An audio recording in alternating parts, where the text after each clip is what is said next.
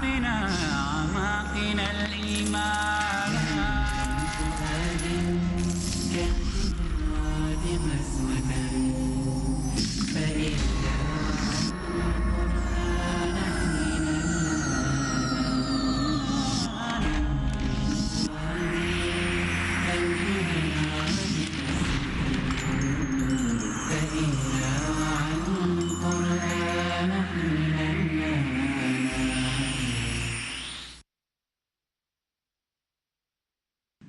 الحمد للہ رب العالمین والصلاة والسلام علی سید الانبیاء والمرسلین اما بعد اعوذ باللہ من الشیطان الرجیم بسم اللہ الرحمن الرحیم اتل ما اوحی الیک من الکتاب واقم الصلاة ان الصلاة تنہى عن الفحشاء والمنکر ولذکر اللہ اکبر واللہ یعلم ما تصنعون۔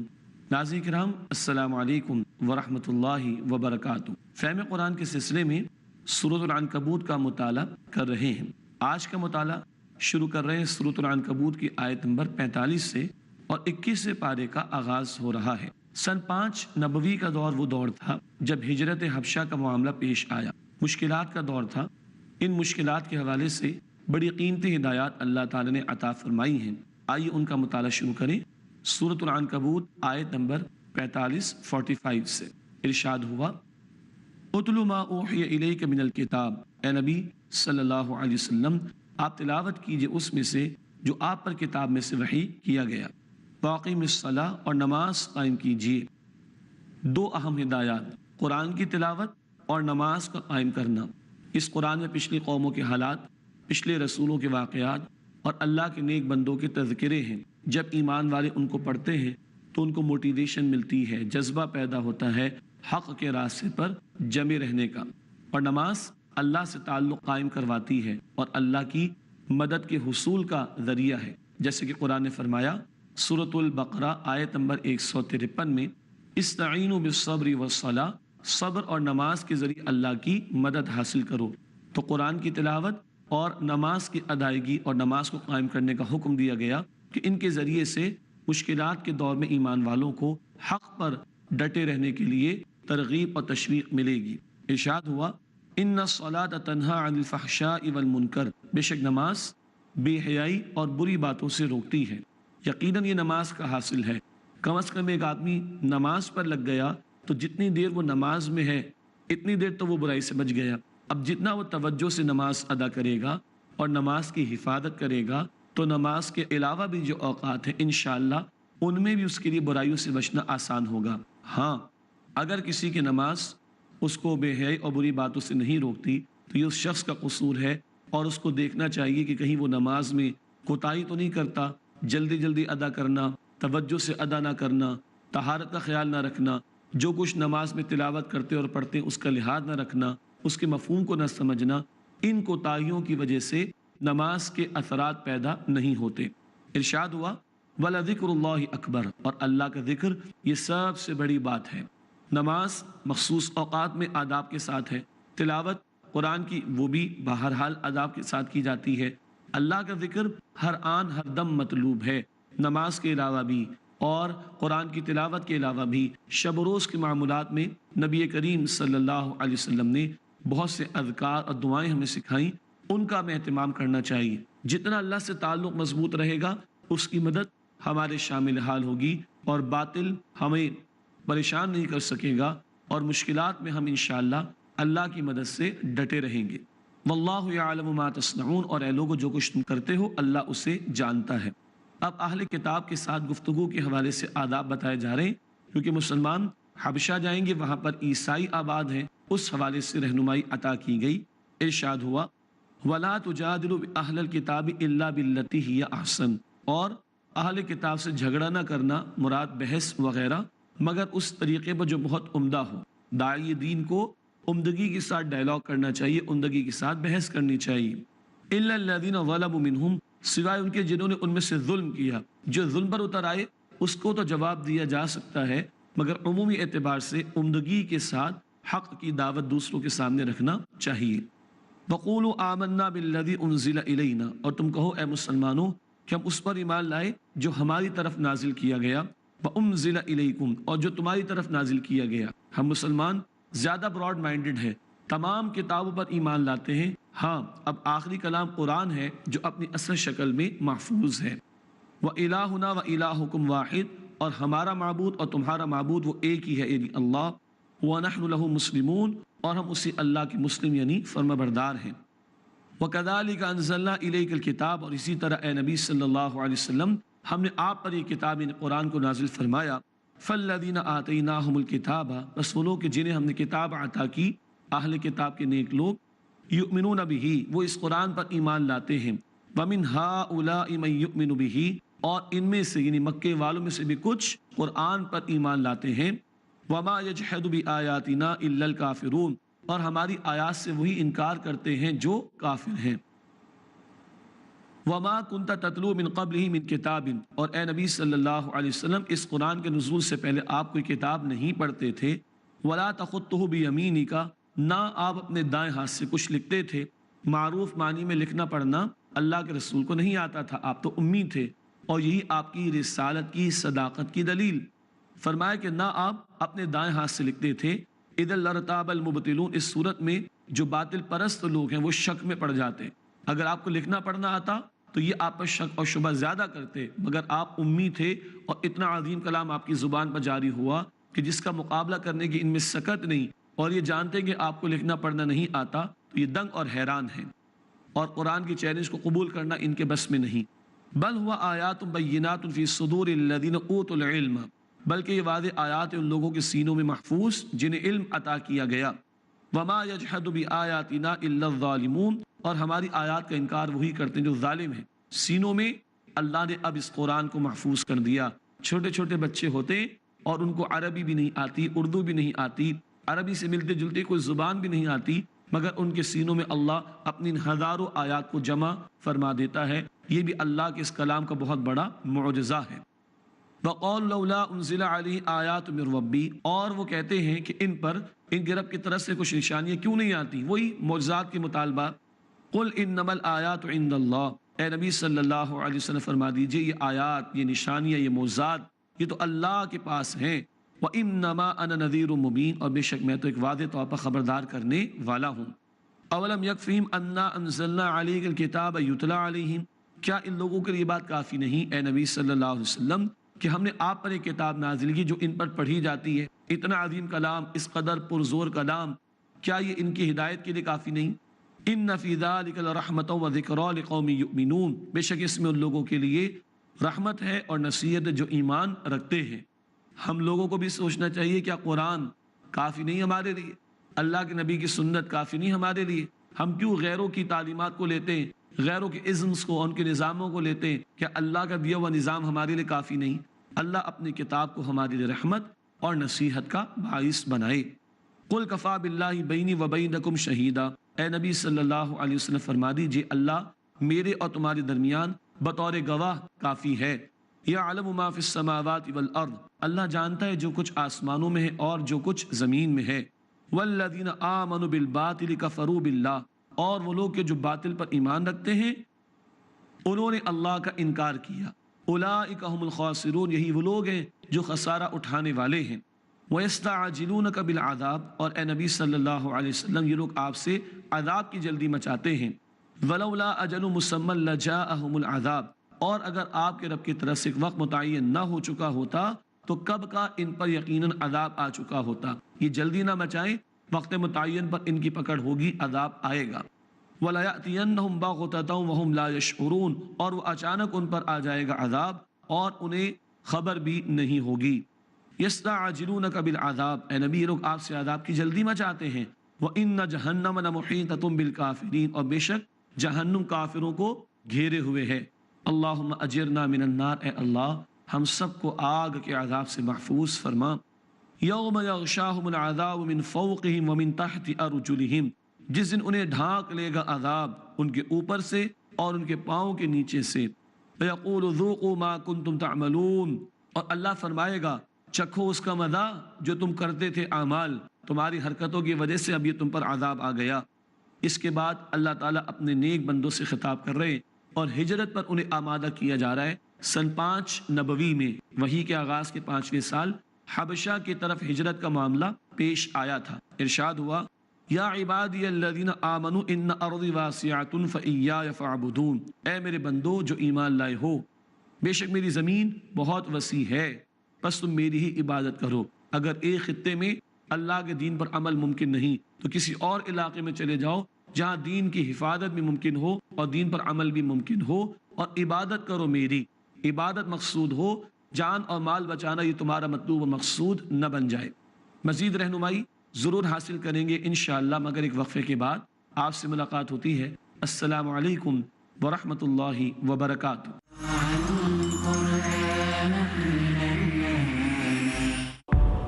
ایثار و ہمدردی، رحمت و برکت، سخاوت و عبادت، صبر و استقامت، پرہیزگاری و شکر گزاری جس کی سوغات ہیں۔ شیخ ثناء اللہ مدنی۔ روزہ، تراویح، اعتکاف اور لیلۃ القدر جس کی خصوصیات ہیں۔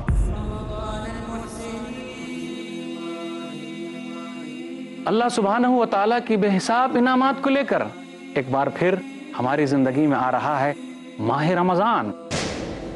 اس مبارک مہینے کی اہمیت کو جاننے کے لیے دیکھیے پروگرام فضائل رمضان۔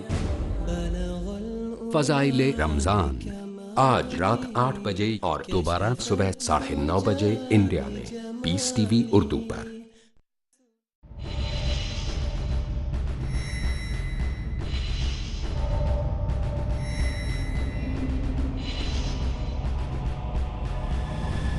لمحہ فکریہ ڈاکٹر ذاکر کے ساتھ۔ دشمن کا دل جیتنا،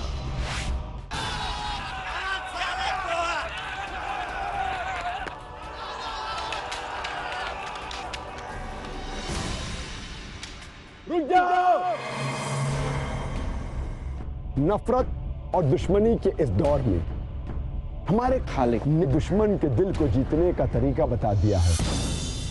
سورہ فصلت، سورہ نمبر 41، آیت نمبر 34 میں اللہ سبحانہ و تعالیٰ فرماتا ہے نیکی اور بدی برابر نہیں ہو سکتے، تم بدی کو اس نیکی سے دور کرو جو بہترین ہو، پھر تم دیکھو گے کہ تمہارے ساتھ جس کی دشمنی تھی وہ تمہارا جگری دوست بن گیا ہے۔ اپنے دشمن کو شکست مت دیجیے بلکہ اس کا دل جیتیے۔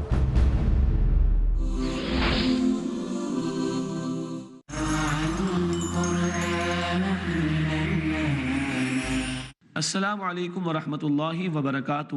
ناظرین کرام، پروگرام میں ایک مرتبہ پھر خوش آمدید۔ ہم سورۃ العنکبوت کا مطالعہ کر رہے ہیں۔ ہجرت کے لیے اللہ تعالیٰ نے ترغیب دلائی، زمین بہت وسیع ہے، پس میری ہی عبادت کرنا۔ آئیے مطالعہ آگے بڑھائیں۔ سورۃ العنکبوت آیت نمبر 57 سے ارشاد ہوا کل نفس ذائقۃ الموت، ہر نفس کو موت کا مزہ چکھنا ہے، ثم الینا ترجعون، پھر تم ہماری طرف لوٹائے جاؤ گے۔ موت تو ویسے ہی آنی، ہر ایک کو آنی ہے، تو کیوں نہ اللہ کی عبادت میں آئے، اللہ کی اطاعت میں آئے۔ گناہوں والی زندگی یہ تو کل ذلت اور رسوائی کا باعث بنے گی۔ اللہ ہمیں اسلام کی حالت پر زندہ رکھے اور ایمان پر خاتمہ نصیب فرمائے۔ والذین آمنوا وعملوا الصالحات، اور وہ لوگ جو ایمان لائے اور جنہوں نے نیک اعمال کیے، لنبوئنہم من الجنۃ غرفا، ہم انہیں ضرور عطا فرمائیں گے جنت میں بالا خانے، ملٹی سٹوری مکانات ہوں گے، تجری من تحتها الانہار، جن کے نیچے نہریں جاری ہوں گی، خالدین فیہا، ان میں ہمیشہ رہیں گے۔ نعم اجر العاملین، کیا ہی عمدہ اجر ہے عمل کرنے والوں کے لیے۔ اے اللہ ہمیں اپنے ان نیک بندوں میں شامل فرما۔ کون ہیں عمل کرنے والے؟ ان کی صفات کا ذکر ہوا، آگے ارشاد ہوا الذین صبروا وعلی ربہم یتوکلون، وہ لوگ کہ جنہوں نے صبر کیا اور وہ اپنے رب اللہ پر توکل کرتے ہیں۔ جو مشکلات آئیں جھیلتے رہے، جان مال کو ترجیح نہیں دی، اللہ کے دین کو ترجیح دی، اللہ پر توکل کیا۔ اب ایک بات بتائی جا رہی ہے، کبھی خیال آتا ہے کہ رزق کا کیا ہوگا، بھوکے تو نہیں مریں گے؟ فرمایا وَكَأَيٍّ مِّن دَابَّةٍ لَا تَحْمِلُ رِزْقَهَا، اور بہت سے جانور ایسے ہیں جو اپنا رزق اٹھائے نہیں پھرتے۔ اللہ يَرْزُقُهَا وَإِيَّاكُمْ، اللہ انہیں بھی روزی عطا فرماتا ہے، تمہیں بھی دیتا ہے۔ وَهُوَ السَّمِيعُ الْعَلِيمُ، اور وہ اللہ خوب سننے والا علم رکھنے والا ہے۔ مراد جانوروں کو دیکھو، کوئی اسٹوریج ان کے پاس نہیں ہوتی، صبح اپنے آشیانوں سے نکلتے ہیں، اپنے گھروں سے نکلتے ہیں خالی ہاتھ خالی پیٹ، اور شام کو آتے تو پیٹ بھر کر واپس آتے ہیں۔ پرندوں کو دیکھو، نکلتے ہیں خالی پیٹ، شام میں آتے ہیں پیٹ بھرے آتے ہیں۔ وہ اللہ جو انہیں عطا کرتا ہے، تمہیں بھی رزق عطا وہی فرماتا ہے۔ رزق کبھی رکاوٹ نہیں بنتا دین کے تقاضوں پر عمل کرنے میں، تو رزق کی پرواہ نہ کرنا، اللہ کے دین کو ترجیح دینا۔ وَلَئِن سَأَلْتَهُم مَّنْ خَلَقَ السَّمَاوَاتِ وَالْأَرْضَ وَسَخَّرَ الشَّمْسَ وَالْقَمَرَ لَيَقُولُنَّ اللَّهُ، اگر اے نبی صلی اللہ علیہ وسلم آپ ان سے پوچھیں کس نے آسمان و زمین کو پیدا فرمایا اور کس نے سورج اور چاند کو کام پر لگایا، یہ ضرور کہیں گے اللہ نے۔ مشرک اللہ کو مانتے تھے، اللہ کی قدرتوں کو بھی مانتے تھے، بس اللہ کے ساتھ شریک کرتے تھے، تو یہ ضرور کہیں گے اللہ نے۔ فَأَنَّا يُؤْفَكُونَ، پھر کہاں وہ الٹے پھیرے جاتے ہیں۔ اللہ یبسط الرزق لمن یشاء من عباده ویقدر له، اللہ ہے جو اپنے بندوں میں سے جس کے لیے چاہتا ہے رزق کو کشادہ کر دیتا ہے، جس کو چاہتا ہے نپا تلا یعنی تنگ کر کے عطا کرتا ہے۔ ان اللہ بکل شیء علیم، بے شک اللہ ہر شے کا علم رکھنے والا ہے۔ یہ اللہ کی تقسیم، جس کو چاہے زیادہ دے، جس کو چاہے کم دے، مگر یہ سب کچھ ہے امتحان کے لیے۔ وَلَئِن سَأَلْتَهُم مَّن نَزَّلَ مِنَ السَّمَاءِ مَاءً، اور اگر اے نبی صلی اللہ علیہ وسلم آپ ان سے پوچھیں کس نے آسمان سے پانی اتارا، کون ہے بارش کو برسانے والا، فَأَحْيَا بِهِ الْأَرْضَ مِن بَعْدِ مَوْتِهَا، پھر اس سے زمین کو اس کے مرنے کے بعد کس نے زندہ کیا، لَيَقُولُنَّ اللَّهُ، وہ ضرور کہیں گے اللہ نے۔ قُلِ الْحَمْدُ لِلَّهِ، اے نبی فرما دیجئے تمام شکر تعریف اللہ کے لیے ہے، بل اکثرهم لا يعقلون، لیکن ان میں سے اکثر عقل نہیں رکھتے، اتنا کچھ ماننے کے باوجود اللہ کا شکر نہیں کرتے، اللہ کے ساتھ غیروں کو شریک کرتے ہیں۔ وما هذه الحیات الدنیا الا لہو ولعب، اور یہ دنیا کی زندگی کھیل تماشے کے سوا کچھ نہیں۔ وان الدار الاخرۃ لہی الحیوان، اور آخرت کا گھر وہ اصل زندگی ہے۔ لو کانوا یعلمون، کاش کہ وہ جانتے، یہ دنیا وقتی عارضی فانی چند روزہ ہے، ایک ڈرامے کی طرح۔ ڈرامہ ہوتا ہے تو کسی کو بادشاہ بنا دیا، کسی کو دربان بنا دیا، ڈائریکٹر ہی بتاتے تمہارا رول یہ ہوگا، ڈائریکٹر ہی بتاتے تمہارے کپڑے یہ ہوں گے، ڈرامہ ختم، رول ختم، کپڑے واپس کرو۔ دنیا میں آئے، اللہ نے امتحان کے لیے بھیجا، کسی کو امیر کسی کو غریب، یہ ہمیشہ کے لیے نہیں ہے۔ قبر کے اندر جاؤ گے کچھ تمہارے ساتھ نہیں جائے گا، اور کل قیامت میں کھڑے ہوگے تو تم نے جو رول دنیا میں ادا کیا ہوگا، جو پرفارمنس دی ہوگی، اسی کے مطابق نتائج نکلیں گے۔ ایمان اور نیک اعمال کا رول ادا کیا ہوگا تو جنت، اور اگر گناہوں میں پڑے رہے اور گناہوں کی زندگی والا رول ادا کیا تو جہنم کا عذاب ہوگا۔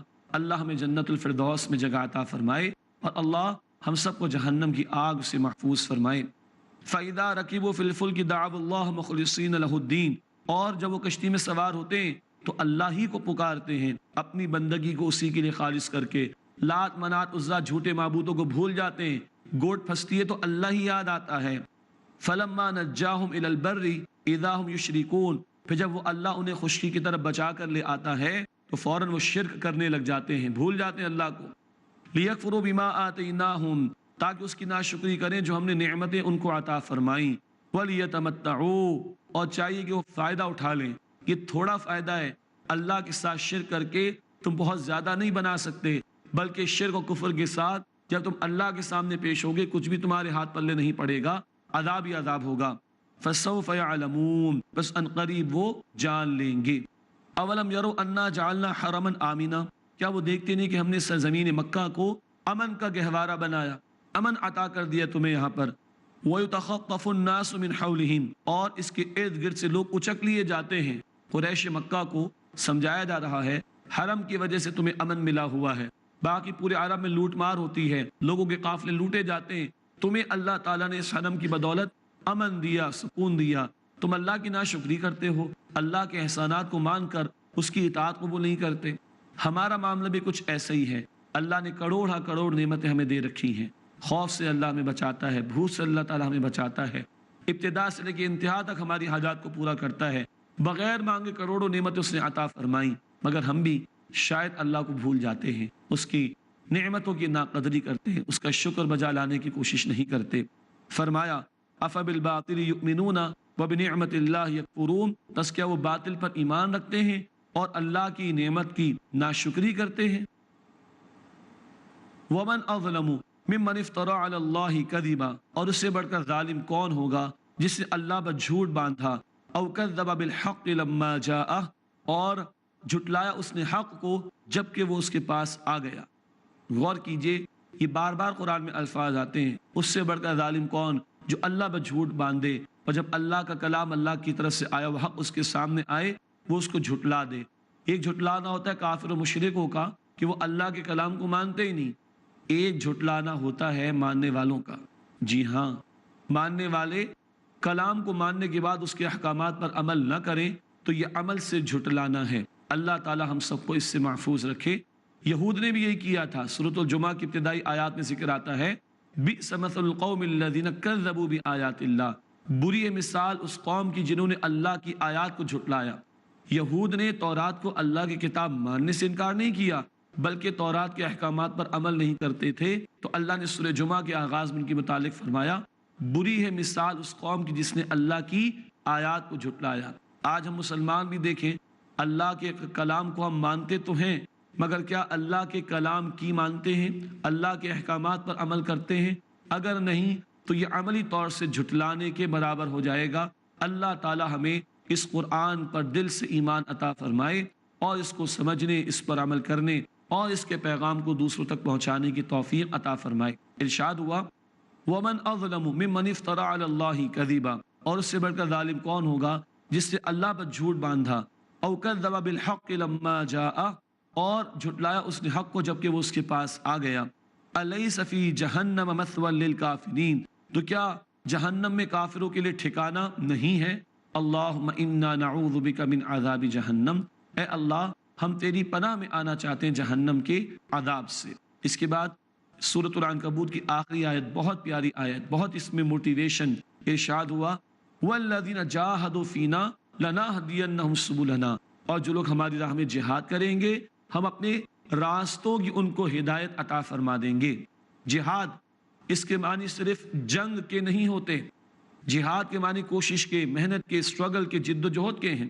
اللہ کے کلام کو سیکھنے کے لیے جہاد، اللہ کی اطاعت کرنے کے لیے جہاد، گناہوں سے بچنے کے لیے جہاد، شیطان کا مقابلہ کرنے کے لیے جہاد، رزق حلال کمانے کے لیے جہاد، اللہ کے دین کی دعوت کو پھیلانے کے لیے جہاد، باطل پرستوں کا مقابلہ کرنے کے لیے جہاد، اللہ کے دین کے نفاذ کی جد و جہد کے لیے جہاد، کوشش، محنت۔